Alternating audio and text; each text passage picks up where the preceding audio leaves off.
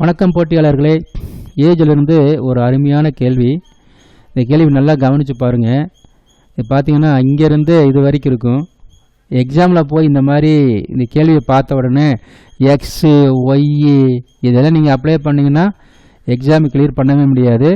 அதுக்கு இது எப்படி நம்ம ஷார்ட்கட்லேயே கொண்டு போகலாங்கிறத பற்றி இப்போ நான் சொல்கிறேன். கவனமாக பாருங்கள். Respective ratio of age of Pandya after x years and the age of Ilango after 4 years is 67 and the sum of their ages before 10 years 74. David is presently 16 years older than Rajan and the sum of present ages of Pandya and David 34 years more than the present age of Ilango. Lada is 5 years elder to Pandi. The sum of ages of Pandi after Y years and Lada after X years 100. Age of Rajan and David after 4 years are in the ratio 2:3 respectively. What is the age of Lada after? இந்த மாதிரி கேட்டிருக்கிறாங்க. கேள்வியை படித்து முடிக்கிறதுக்கே time சரியாக போகும். சரிங்களா? So இந்த மாதிரி கேள்வி வந்தால் எப்படி நம்ம ஷார்ட்கட்லேயே மிஞ்சி போன ஒரு 10 செகண்டில் எப்படி சார் அப்ளை பண்ணலாம், எப்படி ஆன்சர் சொல்லலாம், இதை பற்றி நான் சொல்ல போகிறேன். நல்லா கவனமாக பார்க்கணும். சொல்லக்கூடிய விஷயம் என்ன அப்படின்னா, இந்த ஸ்டேட்மெண்ட்டில் என்ன கொடுத்துருக்கானோ அதை முதல்ல எழுதிக்கிங்க. என்ன கொடுத்துருக்கான்னு பாருங்கள். அதாவது பாண்டிக்கும் இளங்கோவுக்கும் உள்ள வயது ரேஷியோ கொடுத்துருக்கான். முதல்ல அதை எழுதிக்கலாமா? பாண்டிக்கும் இளங்கோவுக்கும் உள்ள வயது விகிதம் பார்த்தீங்கன்னா 6:7 ரேஷியோ கொடுத்துருக்கான். ஆனால் என்ன கொடுத்துருக்கான் அப்படின்னா, ஆஃப்டர் எக்ஸ் இயர்ஸு பாண்டியோட ஏஜ் எப்படி இருக்கும் அப்படின்னா எக்ஸ் இயர்ஸ்க்கு பின்னாடி என்னன்னு கொடுத்துருக்கான். அது எக்ஸுங்கிறத கண்டுபிடிக்கணும். அதுக்கப்புறம் இளங்கோவோட வயசு பார்த்தீங்கன்னா 4 வருடத்துக்கு பிறகு இந்த இடத்துல +4 போட்டுக்குங்க. இந்த மாதிரி நீங்கள் தெளிவாக போட்டுக்கணும். முதல்ல இந்த ஃபார்மெட்டை கரெக்டாக நீங்கள் ஃப்ரேம் பண்ணி பழகிக்கிறணும். சரிங்களா? இந்த மாதிரி நீங்கள் செஞ்சால் தான் எக்ஸாமில் மிக எளிதாக கிளியர் பண்ண முடியும். அடுத்து அவ என்ன கேட்குறாங்கிறது நல்லா கவனித்து பாருங்கள். சம் ஆஃப் த ஏஜஸ் கொடுத்துருக்கான். எப்போ? 10 வருடத்திற்கு முன்பு 74.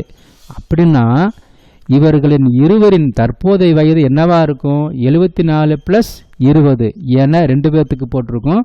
94 வயசு இருக்கும். யாராருக்கு? இவங்க 2 பேர்த்துக்கும் 94 வயசு. சரிங்களா? சரி. ஆனால் கணக்கை மறந்துடாதீங்க. இளங்கோ பார்த்தீங்கன்னா 7 மடங்கு ரேஷியோ இருக்குது. அப்படி எப்போ நடக்குதுன்னா 4 வருடத்திற்கு பிறகு. பாண்டியோட வயசு 6 மடங்கு. எக்ஸ் இயர்ஸ் எக்ஸுங்கிறத கண்டுபிடிக்கணும். இருவரின் மொத்த வயது 94. இது வரைக்கும் தான் கொடுத்துருக்கான். சரிங்களா? பாருங்கள் எவ்வளவு சிக்கலாக கேட்டிருக்கான் பார்த்தீங்களா? அடுத்து அவ என்ன கேட்குறாங்கிறத கவனித்து பாருங்கள். டேவிட்டோட வயசு எப்படி இருக்கும் அப்படின்னா 16 வயசு அதிகமாக இருக்கும். யாரை விட? ராஜனை விட. அது மட்டுமா டேவிட் பற்றி தான் பேசிகிட்டு இருக்கோம். அது மட்டுமா? Sum of the percentage Pandi and டேவிட்னு கொடுத்துட்டான். சரிங்களா? ஆமாங்க. அது மட்டும் இல்லாமல் இந்த டேவிட்டோட வயசு எப்படி இருக்கும் அப்படின்னா sum of the Pandi and டேவிட்டோட வயசு இருக்குங்கிறான். ஏற்கனவே பாண்டி கொடுத்துட்டேன். இப்போ நான் டேவிட் சேர்க்குறேன். சரிங்களா? டேவிட்டு இங்கே சேர்த்துக்கிறேன். டேவிட்டை சேர்க்கலாமா? So okay. இப்போ டேவிட்டும் பாண்டியோட வயசு பார்த்தீங்கன்னா 34 வயசு அதிகம்னு சொல்லியிருக்கான். யாரை விட? அங்கே தான் நம்ம நிற்கிறோம். இவர்கள் இருவரின் மொத்த வயது பாருங்க. Pandi and David 34 years more than the percentage of Ilango. இவனுடைய வயதை விட இவர்களின் வயது 34 வயது அதிகமாக இருக்கும். அந்த வார்த்தையை நன்கு சற்று சிந்திக்கவும். சரிங்களா? அப்படின்னா 2 பேரோட வயசை கூட்டும் பொழுது இவன் வயசை விட இவங்க 2 பேர் வயசு எப்படி இருக்கும்? 34 வயசு அதிகமாக இருக்குமா? இந்த மாதிரிலாம் கேட்டுட்ருக்கான். சரி, பார்க்கலாம். அடுத்து என்னங்கிறத பாருங்க. அடுத்து லதாவோட வயசு எப்படி இருக்குமா? பார்த்தீங்கன்னா 5 வருஷம் எல்டர் டு பாண்டியன் கொடுத்துருக்கான். லதாவோட வயசு எப்படி சொல்கிறேன்னு பாருங்கள். லதாவுக்கு 5 வயசு அதிகம்னு சொல்லியிருக்கான். பாண்டியை விட 5 வயசு அதிகம். சரிங்களா? பாண்டி இங்கே இருக்கு. இவனை விட லதாவுக்கு எத்தனை வயசு அதிகமாக இருக்கும்? 5 வயசு அதிகமாக இருக்கும். சரிங்களா? இப்போ எழுதலாமா? லதாவோட வயசு எப்படி இருக்கும்? 5 வயசு அதிகமாக இருக்கும். நான் என்ன செய்ய போகிறேன் அப்படின்னா, எல்லாமே இந்த கிரேட்டர் தென் லெஸ் தென் இதை தான் நீங்கள் பயன்படுத்தணும்.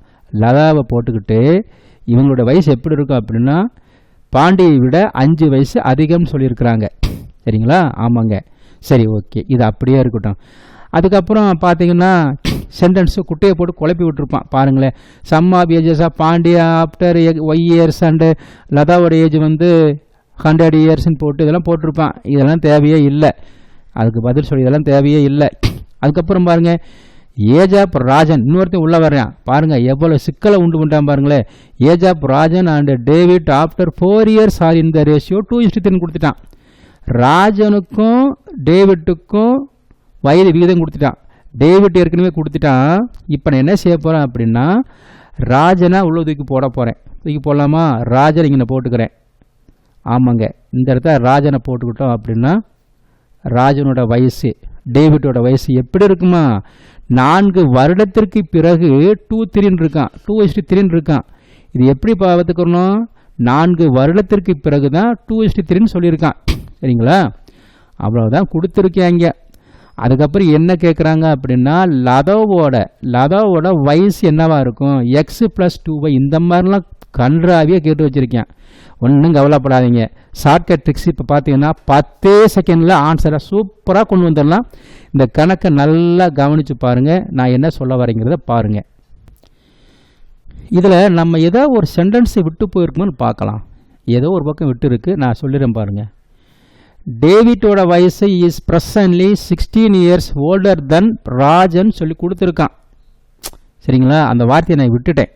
அதை பாருங்கள்.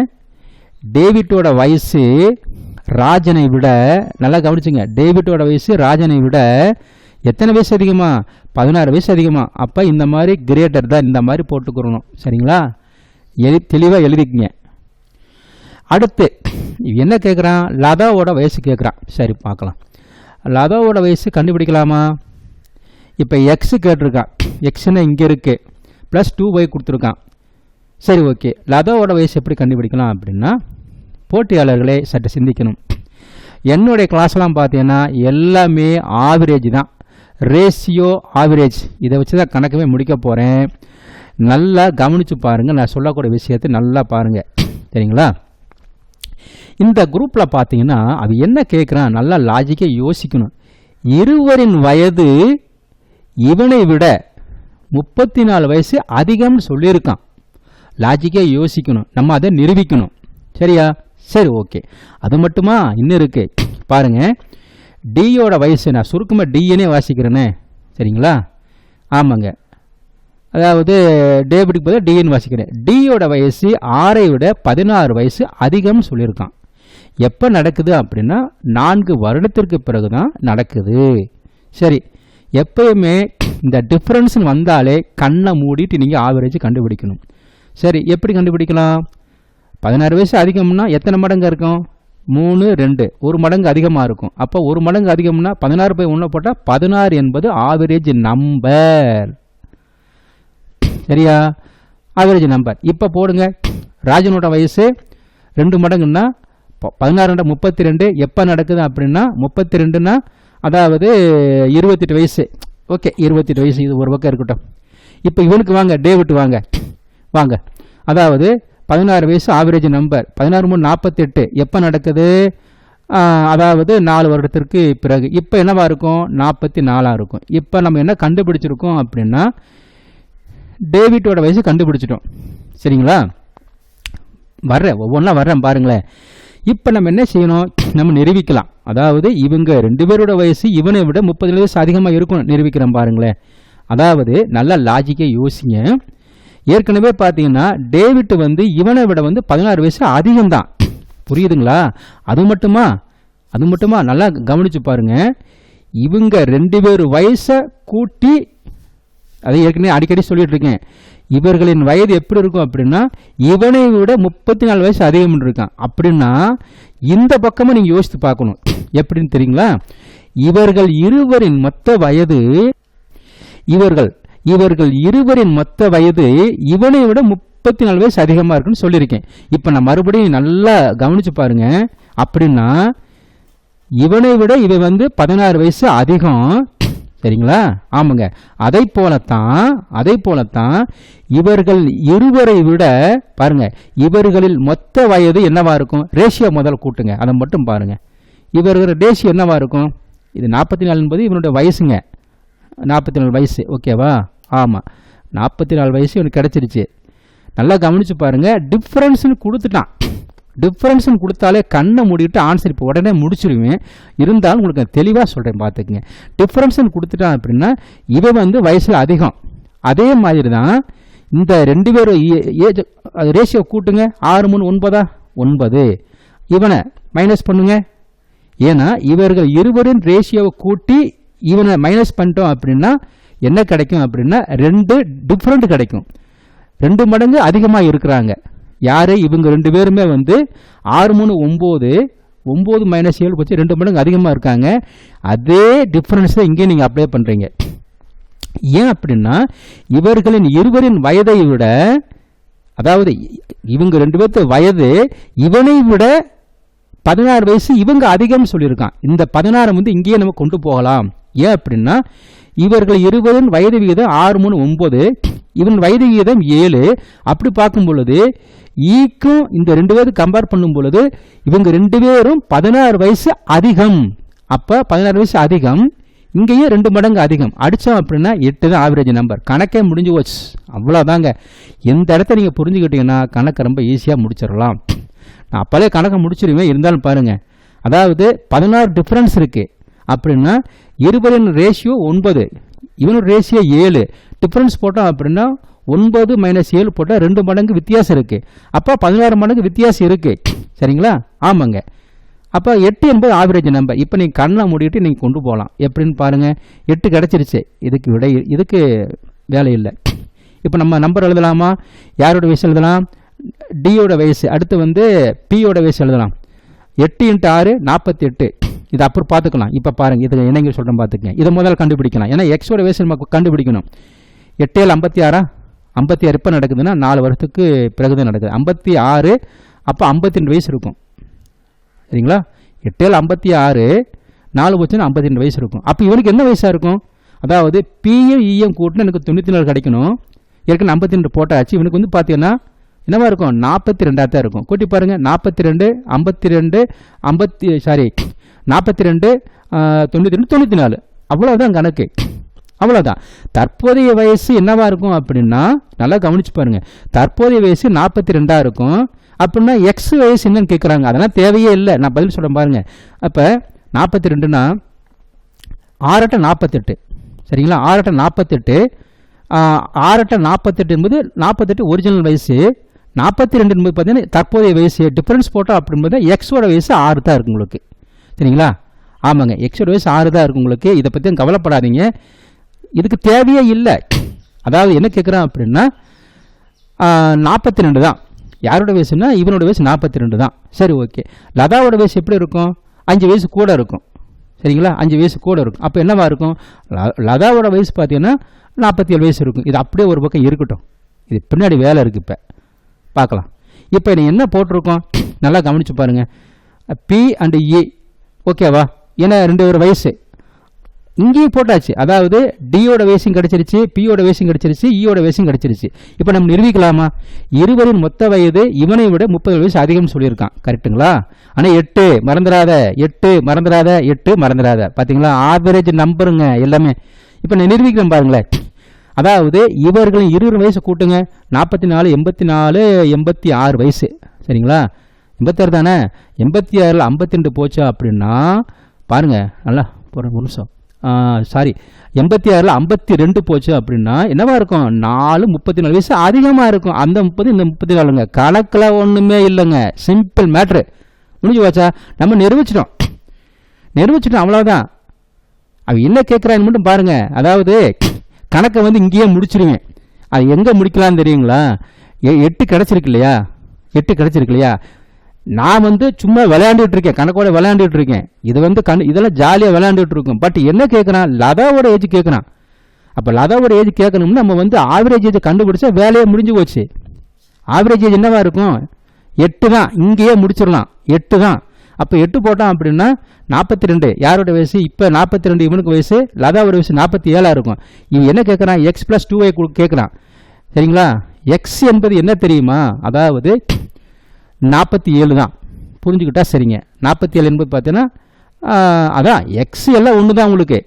47 ப்ளஸ் 2y கொடுத்துருக்கான் இல்லையா, 2 இன்ட்டு ஒய். ஒய்ன்னு என்ன அர்த்தம், ஆவரேஜ் நம்பரு. இந்த இடத்துல பார்த்தீங்கன்னா 8 போட்டால் வேலை முடிஞ்சு போய் 8 16. அப்போ என்னவா இருக்கும், 63 வயசு இருக்கும். இவ்வளோதான் பாயிண்ட்.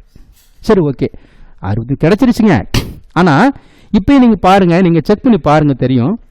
அதாவது இந்த இப்போ சொன்னோம் இல்லையா, அதாவது அந்த இருவரின் மொத்த வயது, அதாவது இவங்க 2 பேர் வயசு இவனை விட 16 வயசு அதிகமாக இருக்கணும். அதைத்தான் நான் சொல்ல வந்தேன். நம்ம செக் பண்ணி பார்த்துடலாம். அதாவது ஈ நபரை விட டி மற்றும் பியோட வயசு 16 வயசு அதிகமாக இருக்கணும். அதை நம்ம செக் பண்ணி பார்த்துலாமா? நான் ஏன் 16 எடுத்துங்கிற காரணம் சொல்கிறேன் பாருங்கள். டிக்கு வந்து 3 மடங்கு, பிக்கு வந்து 6 மடங்கு. அப்போ 6 3 9 மடங்கு. ஆவரேஜ் என்னவா இருக்கும், 8 மடங்கு. 8 ஆவரேஜ் தானே. அப்போ 72. என்ன அர்த்தம், இந்த 72 பார்த்தீங்கன்னா அதாவது டிக்கும் பிக்கும் உள்ள மொத்த வயது.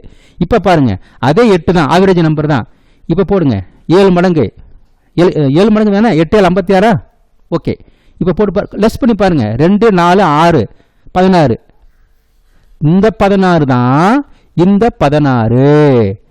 போட்டியாளர்களே, எந்த கணக்கு கொடுத்தா கூட நம்ம வந்து அழகாக நம்ம சூப்பராக முடிச்சிடலாம். இந்த கணக்கை வந்து இங்கேயே முடிச்சிடலாங்க. அவன் டிஃப்ரென்ஸ்னு கொடுத்துட்டான். டிஃப்ரென்ஸ்னா இங்கே டிஃப்ரென்ஸ் பண்ணுறீங்க, இங்கேயே வேலையை முடிச்சுட்டு போயிடலாம். 10 செகண்ட் வேலையை முடிச்சுட்டு போயிடலாம். இவ்வளோ இழுக்கணுங்கிற அவசியமே இல்லை. ஸோ இந்த மாதிரி கணக்கெல்லாம் பார்த்தீங்கன்னா நீங்கள் இந்தியாவில் நீ எந்த மூளை முடுக்கு சந்து பொந்து இண்டு எடுக்கு எங்கே போய் பார்த்தா கூட யூடியூப் சேனல் இந்த மாதிரி தான் வேறு மாதிரி கொண்டு போவாங்க. பட் இந்த மாதிரி நம்ம ஷார்ட்கட்லேயே கொண்டு போகலாம். பட் நான் வந்து இந்த ஸ்டெப் வந்து உங்களுக்கு புரியணுங்கிறதுக்காக நான் நடத்திட்டு இருக்கேன். அதை புரிஞ்சா சரி, உங்களுக்கு புரியுதுங்களா?